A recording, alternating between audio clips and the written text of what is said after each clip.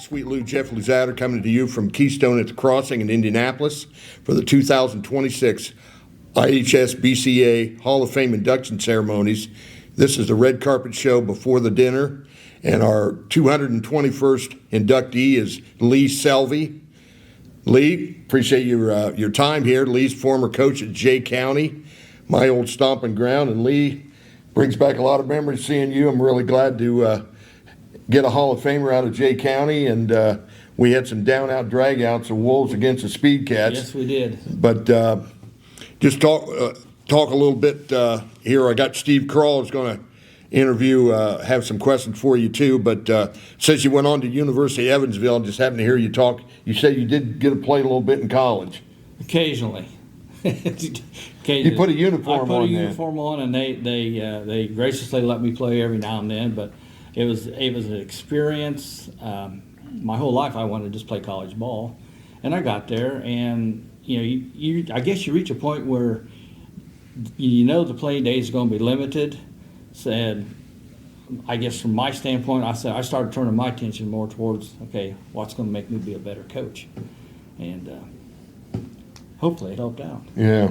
Well, I'm going to ask talk about a soft subject here. I really talk about your dad, and I'm sure he had a big influence in your life. He was a great coach, great Red Key Wolf coach, basketball coach, as well as just influencing you. But my question is, when you went on to college, did you always have an eye on, hey, I want to come back and coach at Jay County? Or did it's funny that you asked that. I remember sitting in, we had to take this class that you had to, like, what do you want to be doing 4 years from now, and why, blah, blah, blah. And I actually wrote down that I wanted to be the head coach at this new high school that was forming called Jay County. And what I was going to make, and what, it just kind of went, and I guess it came to fruition. My second year out of school, I was asked to come back and worked under a guy named Ted Hobegger, great guy, and when he was done, then Harold Sheets asked me if I was ready for the job. Well, if I remember, and obviously we do remember, but getting into, with all 5 little schools going into one, the school was about 2 or 3 years in before you took over as coach, right? Right. So I had a lot of that camaraderie and rivalry. Is it, oh, well, you're just picking him because he's a Red Key Wolf, or you're picking him because he's a Portland Panther? Had all that really calmed down when you took over? I'm not sure it's still calmed down yet. No, seriously. I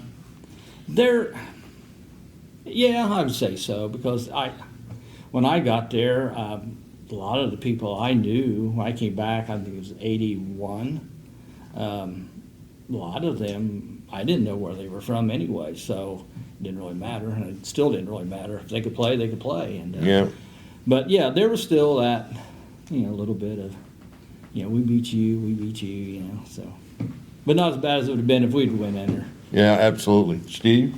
Hey, Coach, I see here you were the District Coach of the Year. You've been 2-time North-South Assistant, 5-time Olympic Conference Coach of the Year, 7 sectional titles, 3 regionals, 5 Olympic Conference Championships, 1 ACAC Championship. If you were to describe your coaching style, are you fiery? Are you laid back? Are you a little bit of both? Are you none of those things? I was a lot more fiery early than I was late.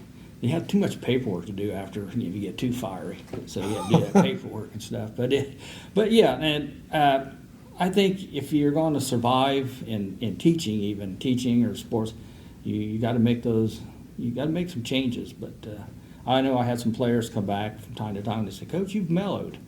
And I said, I've maybe mellowed on the outside, but inside that flame was burning. So, but yeah, you have to adapt and change over the times. What are some of the coaches that you might have learned from that I don't know if you adapted their style, but you respected what they did, or you borrowed one of their drills or what have you? Well, I stole a lot of stuff from guys. My dad was a coach. I always asked him a lot of things. for many years, he would drive the bus for us. And then I said, why don't you just be my assistant? And he said, no. Well, I come to find out later that he didn't want to do that. Didn't want to get in the way. He wanted me to make my own way before he would say yes. And, we got to Simba State a couple times, and I finally talked him into it. So you get paid to drive the bus, you might as well get paid to be here. So, but yes, guys like Brian Dudley, Wapahani, Don Sherman. I'll mention these guys tonight. Don Sherman, Huntington North. Talked to them a lot. Bill Jones, one of the first guys to really take me under his wing a little bit about the IHSBCA. And Rich Maloney at Ball State, worked his camps, learned a lot from him. And just, just walking through here today just remind me of how many people I've talked to over the years and said, hey, I like what do you do for that? And the one thing I've seen about baseball coaches is that they're always willing to share information, how to help each other out, and it's really Basketball coaches are a social bunch, but they won't show you their inbound play. You got to figure that out for yourself. Yeah, that's exactly right. Exactly right. Regarding your 532 wins at Jay County, you guys, since I was at Dunkirk, my parents were there, even though I was in Lafayette, always kind of followed you guys. And even now, Jay County's kind of out there on its own little island. Yeah, we are. I mean, just like Blackford, there's one school in the county. As far as what Steve was talking about, the coaching philosophy and everything, did you get down? Obviously you did, but how did you manage with all 5 of those little towns spread out to kind of in the summer look around and say, hey, what kind of talent am I going to have, or what kind of programs I'm going to, watch during the summer? Back when I started, the travel ball wasn't as big as it is now. And so in the summer times, we had, the local teams. We would just play each other with our incoming people and throw the 8th graders in. I think it was maybe my second year we decided we would start doing a camp for the kids. And it was a long week, but you got to see every kid, and they come out of there with a T-shirt. And, for $25 in a T-shirt, that's a pretty good deal. And just as I said, we kept records on every kid. We kept, each file on each kid. And just had to do that. You run around to Little League games and, see some things. And then, as you remember, Red Key had that Little League, the 4th of July. Oh, yeah. Big tournament there. Always go there and watch and see some kids. And then the other part I was going to ask about is the time, obviously with practice after school every day and stuff, but now the IHSA's open it where you can you have workouts, and if you're not playing another sport, you can actually work out during the winter time. That's awesome. It is just from the standpoint that the kids, we went through, they didn't want you lifting weights. Right. Don't lift weights. Well, now we got our kids in weightlifting programs, and weightlifting, stretching, arm care, that kind of stuff. And that's one big thing that I've seen change overhand. The idea that I could work with these kids, everybody, 2 hours twice a week. Right. We put pretty good use of that. And now that I'm at Delta, their facility is just unbelievable. We get 4 cages going at one time, and a place for the pitchers to go, and a place for the catchers to go, and infielders. I mean, and we get it all done in 2 hours. And a smaller, Jay County's not a little tiny school, but it's not a great big school either. So you don't have unlimited numbers. So I imagine being versatile is important. So do you have everybody has to learn a couple of positions? Is that the way you do it? It certainly helps. Not everybody is going to be 2 or 3 positions, but a lot of them will be that way. Yes, you're exactly right. And the more versatile you were, the more chances you got to play.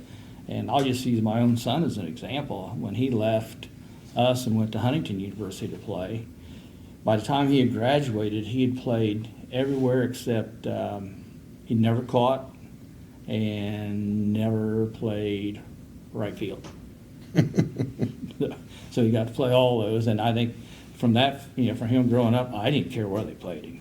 You play him here, play him there, I don't care. He just learned to just play, and I think kids. I'd worked a camp one time with Don Brandon at Anderson, and we had a deal where they'd play a game. They have like a practice time or skills development, then we'd play a game, and every inning, everybody had to rotate one spot. So they all had to learn a little bit about the game at the time. And then, so when we started doing our camps at Jay County, we did the same. What age of kids were you talking about? I took T-ballers all the way up to 8th graders. Okay. I think when they're T-ballers and, early, how do you know that you're a first baseman, that's all you are, or you may be able to pitch and you just don't know it yet? They don't. Honestly, we worked. You get in high school and college, this might be a little different story, but at that age. We worked on with them how to field a ground ball, how to throw a ground ball, how to, just the very, very basics, and played games with them, had fun with them, and just, I thought at that point, them coming there and having fun was probably equal to them learning how to get the correct form of, doing this or doing that. And we always had good numbers, so I'm proud of that. Well, Lee, congratulations on being the 221st inductee into the Indiana Baseball Hall of Fame. Again, really feels good to get somebody from the old hometown of Jay County and still think about those down-out dragouts we had with the Red Key Wolves. So again, congratulations. We look forward to your speech tonight. Thank you. It'll be short.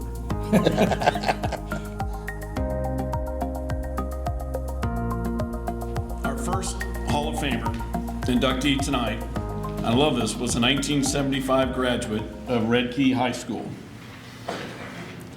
He's been the head coach at Jay County High School from 1988 to 2022 and retired with 332 wins.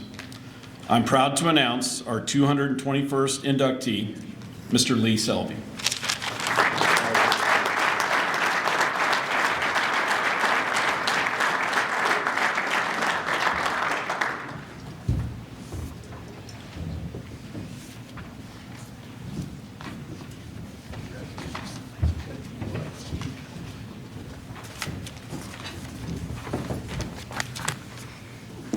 Well, first of all, I'd like to thank everybody for being here and honoring everybody that's showing up here tonight.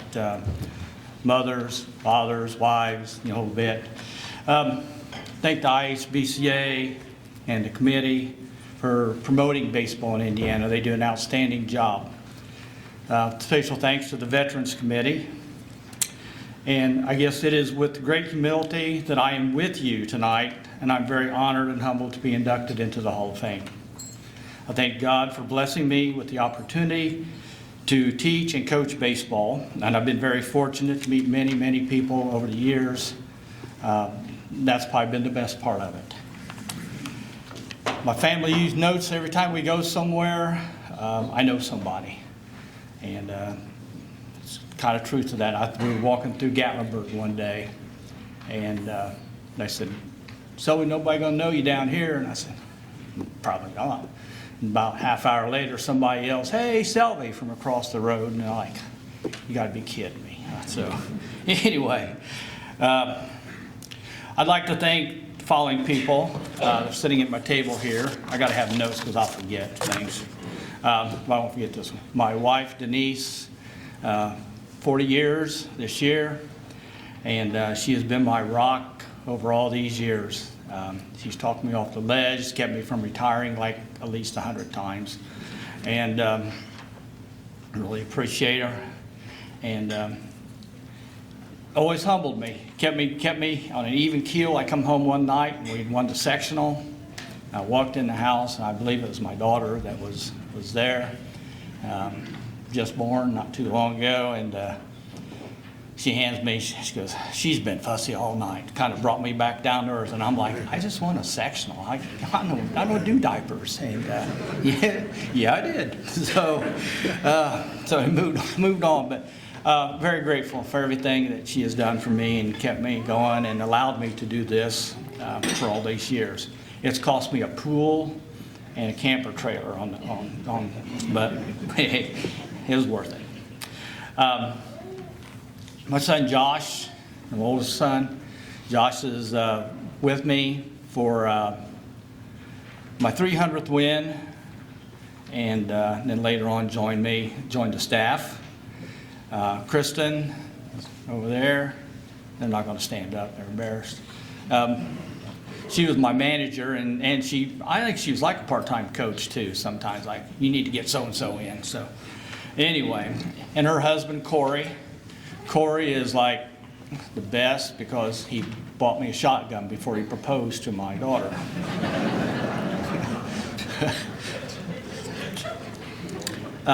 Kyle over there. Kyle's with me for, I believe it was 400th win. And on that day, he got his 400th. He also threw a no-hitter, which really, I forgot all about the 400, but the no-hitter, I'm like, was kind of excited me. With his wife, Leah, and Leah is my lovely daughter-in-law, and she helped Kyle get through college, and they're right there with my only grandchild, Penelope. Yeah, there you go, right on cue. Over here is Todd Farr. Todd, I rescued him from Eastbrook, and I'm just kidding if anybody's from Eastbrook here, but one thing I always worried about, I had been part of the Jay County baseball for like 41 years, and 34 as the head coach, counting COVID. And I think we're a pretty decent place, you know. First of all, I mean, hardly anybody knows where Jay County is, but we did well, okay? But one thing I was worried about was finding the replacement for me. And Todd is the man. And Todd's going to be a great coach. Someday he is going to be up here. I have no doubt. And his wife, Holly has taken over my wife's job at the concession stand, and and she also keeps Todd in line too. So don't forget that. But after I retired, I was done. You know, I was going to sit at home, get my rocker out, watch Dodgers play TV or play games on TV every night. And along came an offer from Delta to come over and be I think I'm going to call it a consultant for Jake Van Pelt. And Jake's going to be he is a fine young coach, and I totally expect both those gentlemen to be up here someday. They will be, I guarantee it. My dad was a coach. Honestly, probably deserves this award more than I do. He coached way back when they didn't have sectionals, winning the county tourney. That's about as big as it got. But he basically is where I acquired my love for baseball. And my mom, she was not a big sports fan, but she is the one that kind of taught me never to give up, to do my best, never give up. And I guess that's one of the traits that she left me with. To mention, you know, it's kind of that it's a family affair and everything. There was one night we're playing, I'm not going to say where we were playing, but my dad was driving the bus. You know, assistant coach drives the bus, and we get ready to pull in, and there's like a double gate. Well, they only opened one gate, one of the gates opened, so they left the other one, you know, shut, and the ticket booth's here. So I look up, and I see this lady just like bolt out of the ticket booth. About the time I saw the mirror on the bus smack the ticket booth and kind of twisted it around just a little bit. So that starts the night off. A little bit later, there was a ball hit, during the game. They called it a home run. It's hit, and their announcer, that's a home run. I'm like, it's not a home run. And we ended up throwing the kid out at third. But they said, no, it went out. It hit something out there and bounced back in. I'm like, the school is like 200 yards that way. There's nothing out there but yard. What did it hit? And, of course, I was going to lose that argument no matter what. Well, my mom decided to be at the concession stand. About that time, the lady in the concession stand made a comment, something about her, that coach. And she chucked a hot dog at her. And I was like totally out of character for her, but you didn't pick on her baby, I guess. I don't know. But, so I thought I was the only one that ever got scolded or thrown hot dogs at. But anyway, I want to thank Harold Sheets. He was my very first athletic director and become a great friend of mine. The guy that hired me, Ted Habegger, a lot of respect for him. I know Chad Dodd is here tonight. Chad was my principal, kind of an assistant coach some nights. So I'd go in the office and talk about baseball. But thanks, Chad. Guy named Jeff Hatch. He was just this guy that I hired one time, but he brought humor to the dugout and kept kids light. We had a lot of fun. Guy named Bob Johnson. Bob Johnson was my Little League coach. And one thing that I really learned and have taken with me, and this might be the only time anybody says anything positive about Bob, but I had an injury in Little League and I couldn't play for a while. And Bob would come out to my house and check on me every week and let me know how much he needed to get back and just check. And I just remember that if I ever become a head coach, I want to be like Bob and care for my kids and literally care about them. I'll move on here. My first coach at the University of Evansville is Bob Hodges, loved man. Had a lot of respect for him.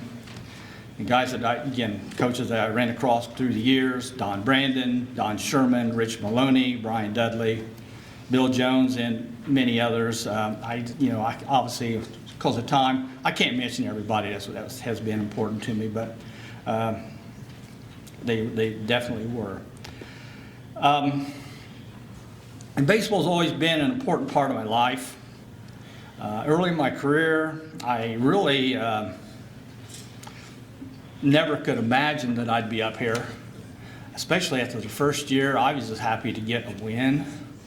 But they came pretty quick after that. I had a couple kids that later on were drafted, and we won a few games during their years. Both were pitchers.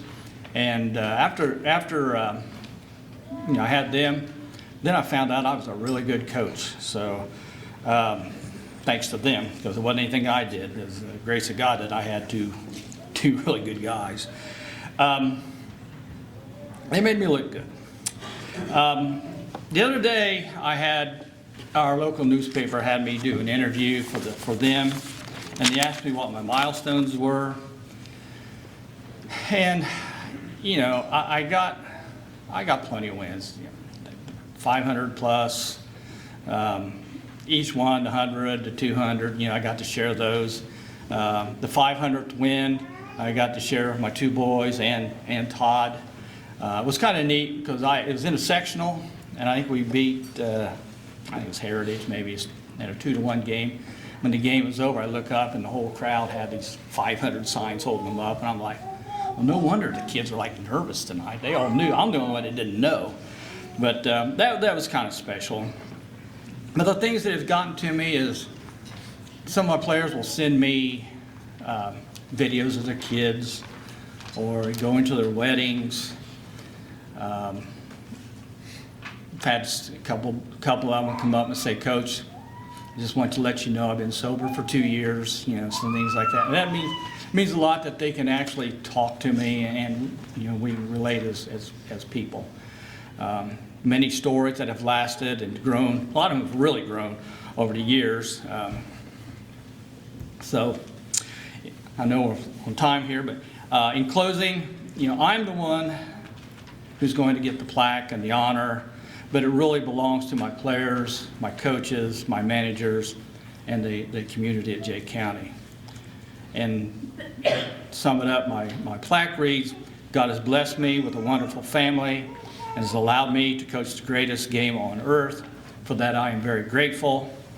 So thank you all. Best wishes. Be careful going home. And how about those Hoosiers?